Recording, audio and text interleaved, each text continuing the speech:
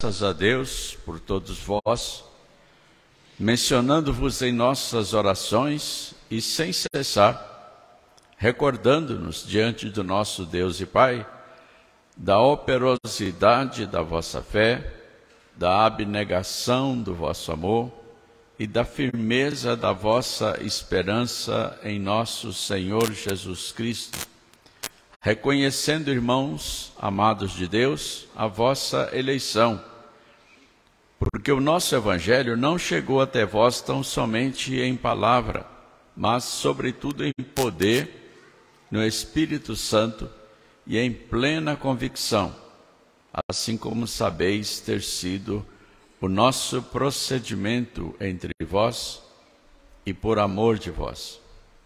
Com efeito, vos tornastes imitadores nossos e do Senhor, tendo recebido a palavra, posto que em meio de muita tribulação, com alegria do Espírito Santo, de sorte que vos tornastes o modelo para todos os crentes na Macedônia e na Acaia.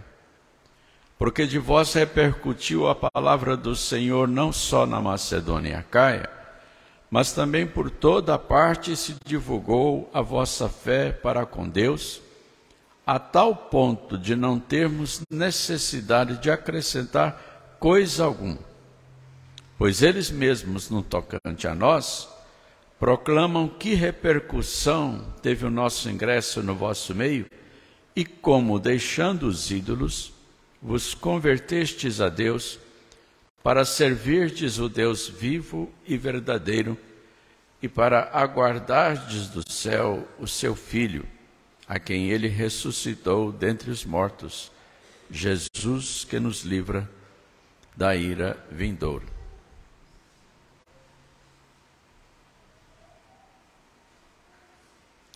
A operosidade da vossa fé, a abnegação do vosso amor e a firmeza da vossa esperança em nosso Senhor Jesus Cristo. O apóstolo Paulo usa essas três expressões em várias de suas cartas e nesta passagem em particular, tanto a operosidade da fé quanto a abnegação do amor estão depositadas na esperança. A esperança em Jesus Cristo. E para meditar a respeito dessa passagem, nós escolhemos como título para essa mensagem Esperança, o brilho da coroa. É como uma coroa em que brilha especialmente a esperança. Notem que a operosidade da fé, a abnegação do amor, dependem da esperança. Se não há esperança, a verdadeira esperança, então não há operosidade da fé, não há abnegação do amor, porque a esperança é que sustenta toda essa atividade. Tanto a operosidade da fé quanto a abnegação do amor se referem a atividades. A esperança é a realidade espiritual que motiva a operosidade da fé e a abnegação do amor. Então nós vamos desenvolver essa passagem, procurando demonstrar isso e reunindo na exposição as demais realidades que o apóstolo Paulo fala aqui, a respeito de como o Evangelho atingiu, influenciou, afetou e transformou os tessalonicenses e de como isso repercutiu para o mundo, fazendo, é claro, uma aplicação para nós nos nossos dias a respeito do Evangelho nas nossas vidas. Bom, o Evangelho é o Evangelho da esperança. A esperança, ela motiva a fé que veio pelo Evangelho. Por quê? Qual é a mensagem do Evangelho? Jesus Cristo, ele falou que ele veio da parte do Pai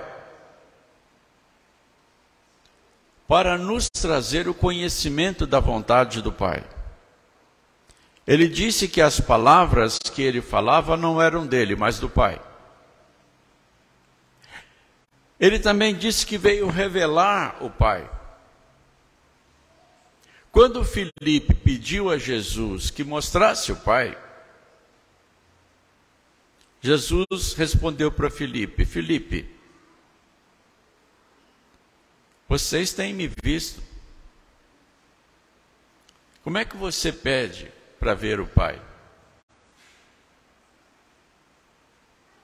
Então, o Pai foi plenamente e definitivamente revelado em Jesus Cristo, como diz o escritor da carta aos Hebreus, que Jesus Cristo é a exata expressão do ser de Deus.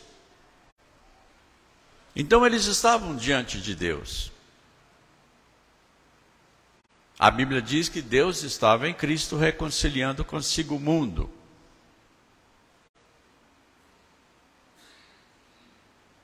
O Evangelho, portanto, que Jesus Cristo pregava, tanto por palavras quanto através da sua própria vida, é a revelação de Deus, é o Evangelho de Deus, é a palavra de Deus, é a mensagem de Deus e o poder de Deus.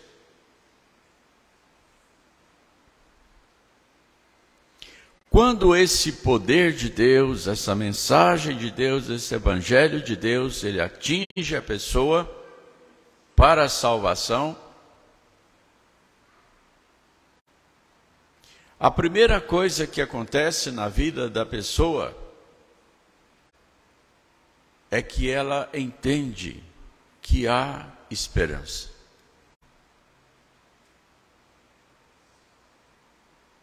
A esperança entra no coração da pessoa através do Evangelho, porque o Evangelho mostra para a pessoa quem é Deus e qual é o futuro que Deus preparou para nós.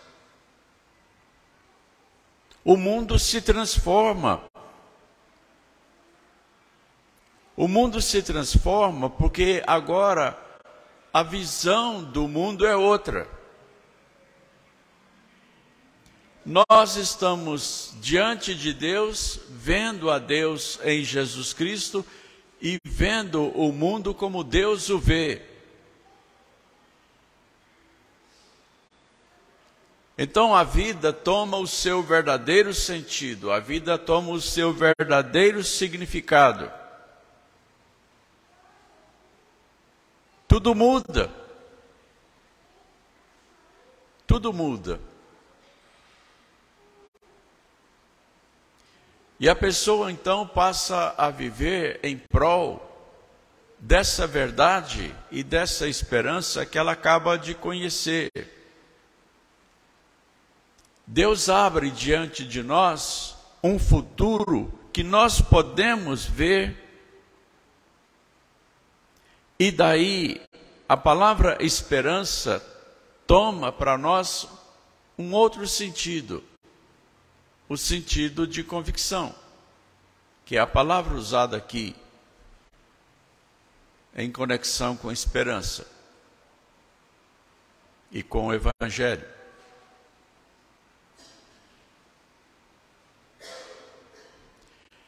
Isso, é claro, dinamiza a vida.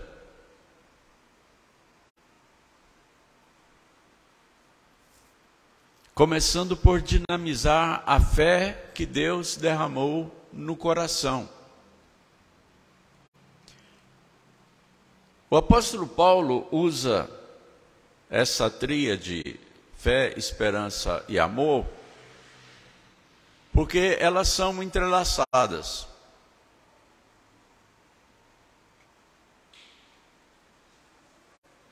Uma é realidade ao lado da outra.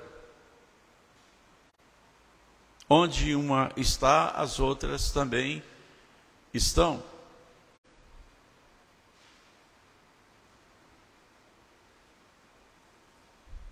Agora, se Deus não abrisse diante dos nossos olhos essa nova realidade, pela conversão dos nossos corações, nós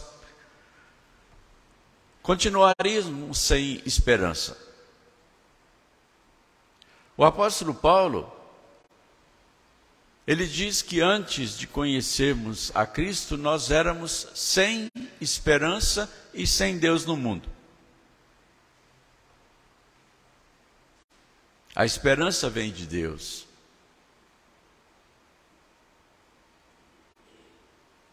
E ela movimenta a nossa fé, ela movimenta o nosso amor. Porque ela está diante de nós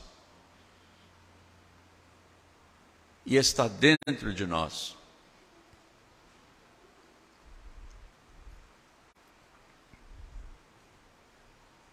E aí nós compreendemos uma outra coisa que está escrito aqui e que é maravilhosa. É que essa esperança, ela já nos pertencia desde a nossa eleição na eternidade. É o que diz aqui. Nós fomos eleitos para a esperança, porque nós fomos eleitos para vivermos eternamente com Deus. A esperança, ela interpenetra todo o nosso ser, nos motivando, nos alegrando, nos trazendo paz, nos trazendo consolação, nos trazendo plena convicção. É o que está escrito aqui.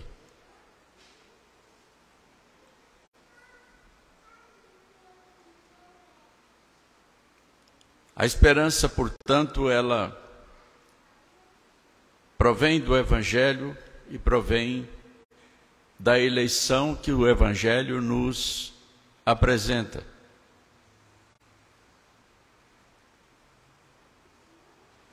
A esperança, ela motiva o amor, o nosso amor a Deus e uns para com os outros, porque ela nos conecta diretamente com Deus, que é o autor da esperança, no Deus que diz ao nosso coração, através do Espírito Santo, que nós somos filhos dele, e, portanto, nós podemos estar tranquilos, porque estamos seguros. Quando nós estamos depositando a nossa esperança, então Deus fez com que ele fosse escrito.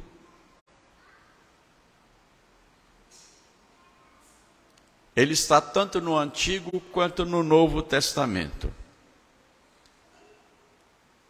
É Deus quem conduziu aqueles que escreveram a Bíblia. A Bíblia diz que o Espírito Santo estava agindo, iluminando, inspirando aqueles que escreveram a Bíblia.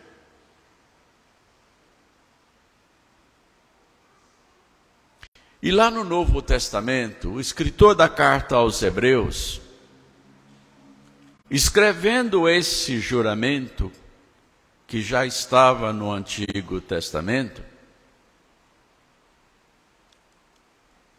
ele colocou as seguintes palavras: nunca te deixarei, jamais te abandonarei. E pela inspiração de Deus, ele usou palavras no original que têm tríplice ênfase. Então, quem lê o grego do Novo Testamento, ele lê assim: nunca, nunca, nunca te deixarei. Jamais, jamais, jamais te abandonarei. Esse é o juramento que Deus fez. Ele se interpôs com o juramento para que nós tivéssemos segurança na nossa esperança.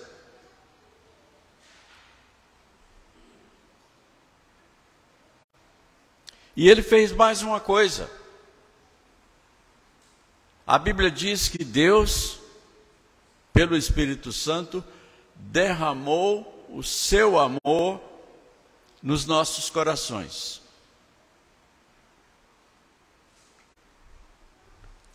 Para casar esperança com amor, ele já havia derramado a fé pela qual nós cremos.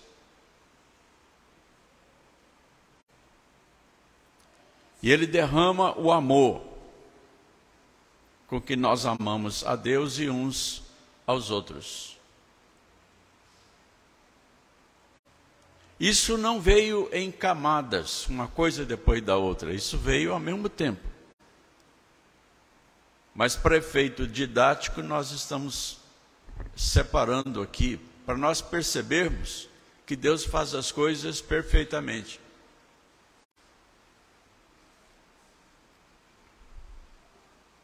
Então, o conhecimento de Deus pela fé abriu diante de nossos olhos o futuro que Deus nos reservou, que é a nossa esperança, e que motiva a nossa fé e o nosso amor. No caso dos Tessalonicenses,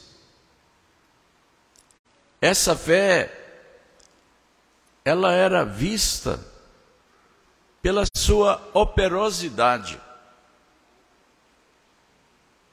Era uma fé dinâmica, era uma fé que trabalhava, era uma fé que podia ser vista, percebida por causa daquilo que os crentes estavam vivendo e fazendo.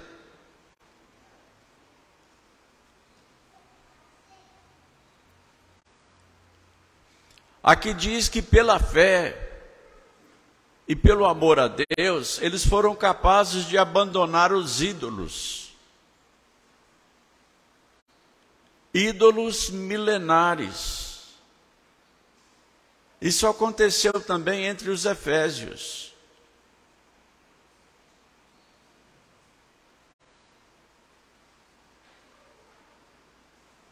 Humanamente falando, é impossível uma pessoa abandonar uma religião tradicional. Uma religião que vem passando de geração em geração, que vem sedimentando, conduzindo a vida diária de uma pessoa em todos os sentidos.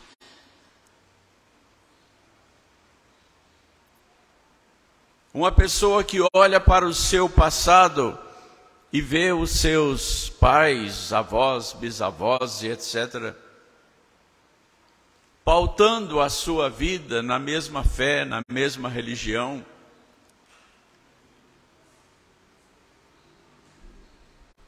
humanamente falando, alguém jamais mudaria as suas práticas religiosas.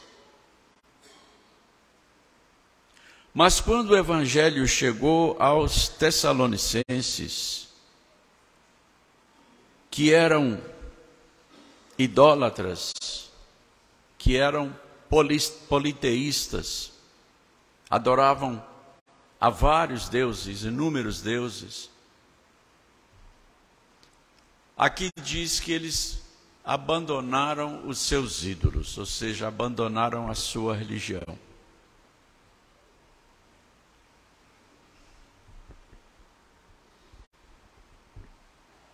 Só o poder de Deus pode fazer isso.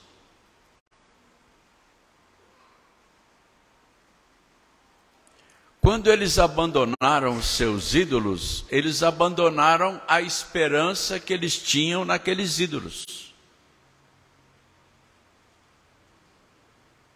Porque aquele que adora um ídolo, aquele que adora uma divindade qualquer, ele espera daquela divindade uma recompensa por aquela adoração. Quando uma pessoa, por causa da sua religião, ela faz um sacrifício qualquer, e aqui eu estou falando de sacrificar um animal, e até mesmo uma pessoa, como ainda acontece até hoje, aquele que sacrifica espera uma recompensa da divindade.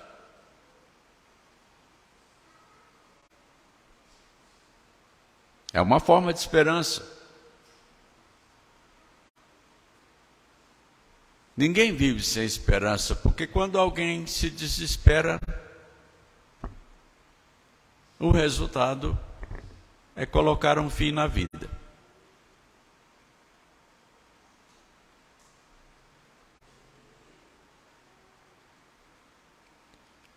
Então a religião sustenta a esperança das pessoas e ninguém desiste da sua religião a não ser pelo poder de Deus, a não ser quando conhece a Deus.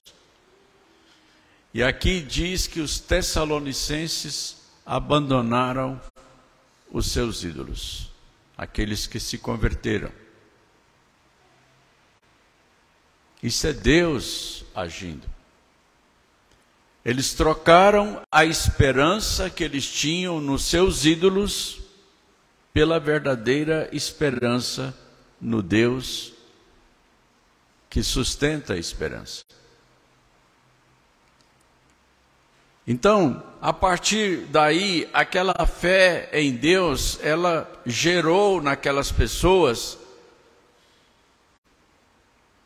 uma nova vida que, a partir daí, passou a operar os resultados daquela transformação.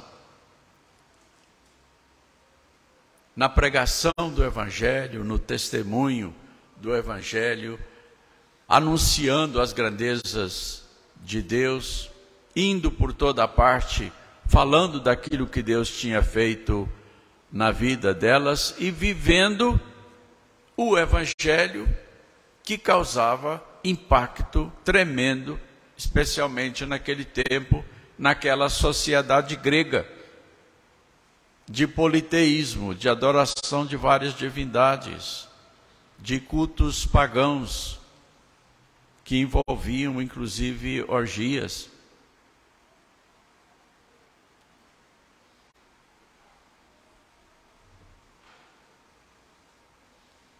A operosidade da fé e a abnegação do amor eram frutos dessa esperança. A palavra abnegação que diz aqui a abnegação do vosso amor, é uma palavra bem conhecida nossa. Ela significa aquela determinação corajosa de virar as costas para alguma coisa em prol de outra.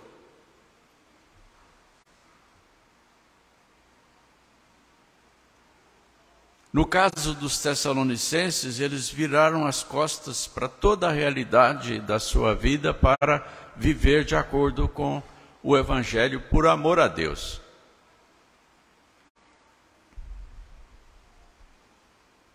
O amor abnegado é aquele que renuncia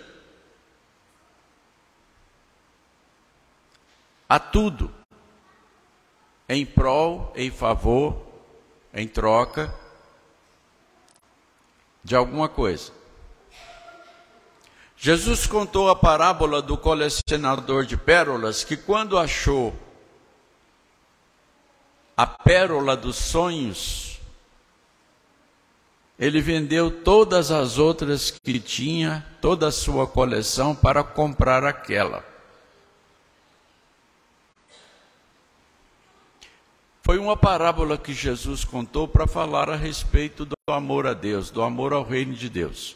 Que quando uma pessoa conhece a Deus e se torna participante do reino de Deus, ela renuncia a tudo. Por amor a Deus. É uma abnegação, é uma renúncia.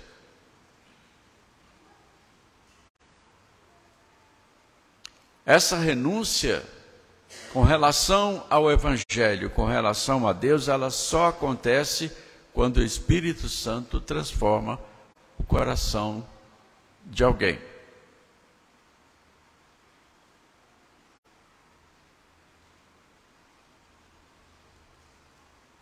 O apóstolo João, ele teve um discípulo que conviveu com ele, chamado Policarpo. Policarpo foi um crente lá de Esmirna, que conviveu com o apóstolo João.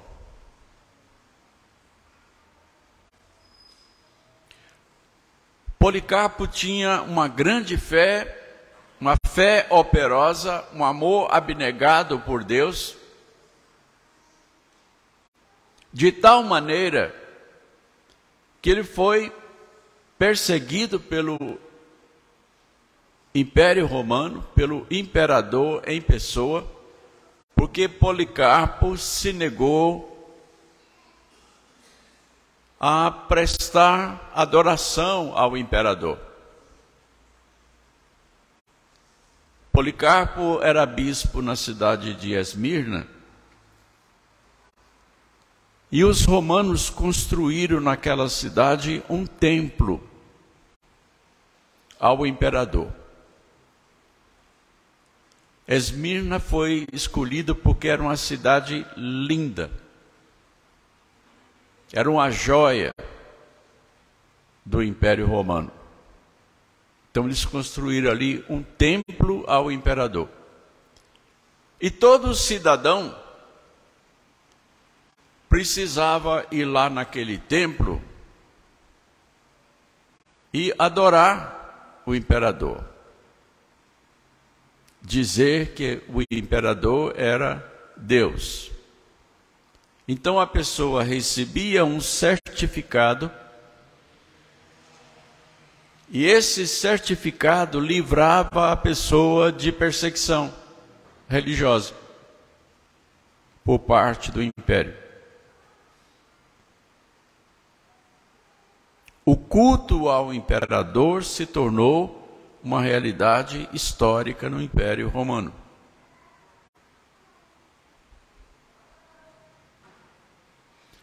Policarpo se recusava veementemente a adorar o imperador, a dizer que o imperador era Deus. ele precisava renunciar a Cristo para poder receber o seu certificado que lhe daria segurança. Como ele se recusou, então ele foi perseguido, e aí foi preso. E aí ameaçaram Policarpo de morte, de ser queimado vivo. Policarpo se recusou a renunciar o seu amor a Deus e a sua fé em Cristo. E então foi amarrado numa estaca, foi cercado de lenha, e no último momento, antes da fogueira ser acesa, ele teve a última oportunidade de renunciar a Cristo. Mas o seu amor era tão abnegado que nas suas últimas palavras ele disse que ele tinha servido a Cristo por 86 anos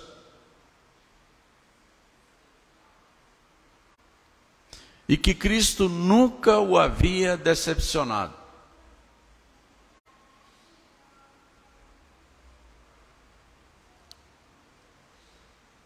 E ele sempre amou a Cristo e não era agora que ele ia renunciar a Cristo. Foi abnegado até a morte.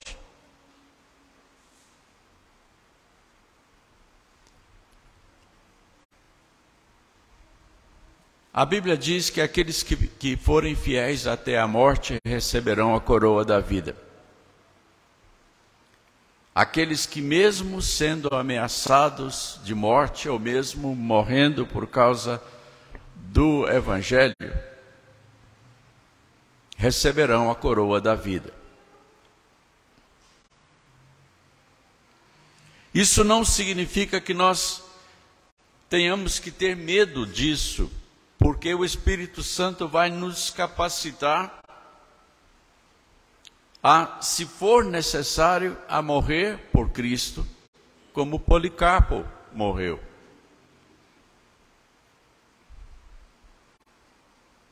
E morrer louvando a Deus como ele morreu. E morrer cantando como muitos mártires cristãos morreram. Cristãos estão morrendo pelo mundo afora hoje por causa da abnegação do seu amor a Cristo, com base na esperança que Deus nos dá.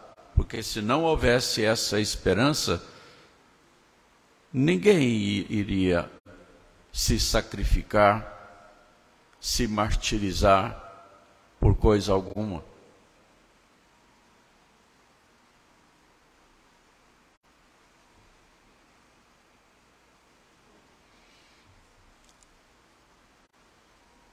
A passagem que nós lemos, ela termina dizendo que nós aguardamos dos céus o Filho de Deus, a quem Deus ressuscitou dentre os mortos, Jesus, que nos livra da ira vindoura. O final da nossa esperança está lá à nossa frente, no nosso futuro, na volta de Cristo, a quem Deus ressuscitou dentre os mortos. E quando Paulo lembra que Deus ressuscitou a Jesus Cristo dentre os mortos, ele espera que nós nos lembremos de que nós também seremos ressuscitados à semelhança de Cristo. É o que está prometido na nossa esperança, a ressurreição final.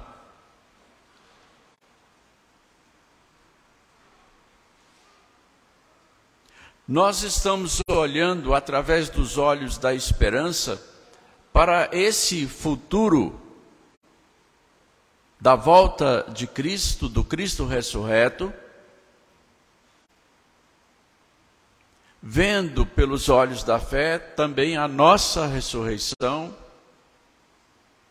e a nossa vida na eternidade com Deus. Então, a esperança aqui é aquela realidade que brilha intensamente na nossa coroa.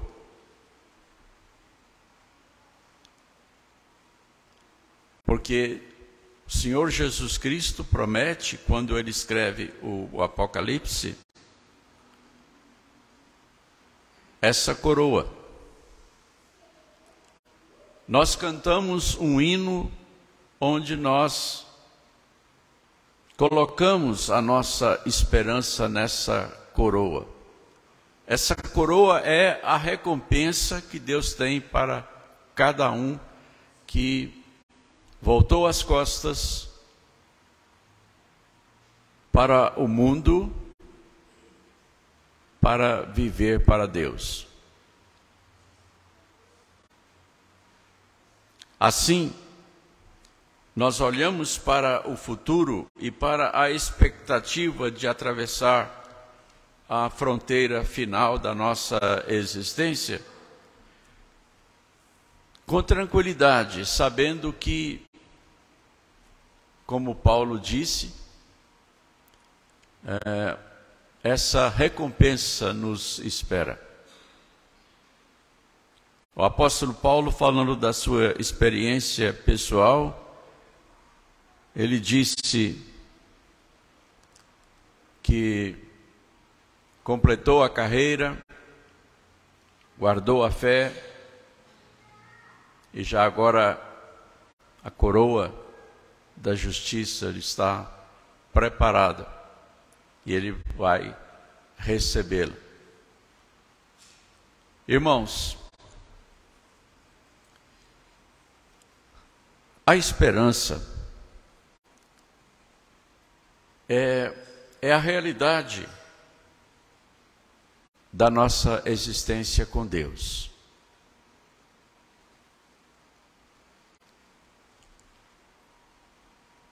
Até hoje, depois de todas essas mensagens sobre esperança, eu não falei a respeito da palavra original do Novo Testamento para esperança. Eu vou dizer hoje, e espero que assim como os irmãos guardaram o significado da palavra shalom, no hebraico, eu espero que guardem também a palavra esperança, porque nós ainda vamos continuar falando sobre esperança. A palavra esperança no grego é elpidos. E-L-P-I-D-O-S. Elpidos. É dessa palavra que vem um nome que é pouco usado na nossa língua, que é Elpídio. Eu conheci um pastor chamado Elpídio. Significa esperança. Então vamos procurar guardar essa palavra. Se não conseguirem guardar Elpidos, guardem Elpídio, é a mesma coisa. Aqui no Brasil, Elpídio é um nome relativamente raro, mas fora do Brasil ele é muito frequente. Portugal, Espanha, vários países. Significa esperança. Sugestão para nome de filho. Então, No próximo domingo, com a graça de Deus, nós vamos continuar ainda aqui nessa primeira carta aos Tessalonicenses, mas só que em outra passagem. E se Deus quiser, nós vamos continuar falando dessa bendita esperança ainda por alguns domingos. Que Deus nos abençoe e nos firme nessa esperança bendita, para que também a nossa fé seja operosa, ou seja, dinâmica, frutífera, e o nosso amor seja abnegado, como o amor por Deus, por Jesus Cristo de Policarpo. Que assim Deus nos abençoe.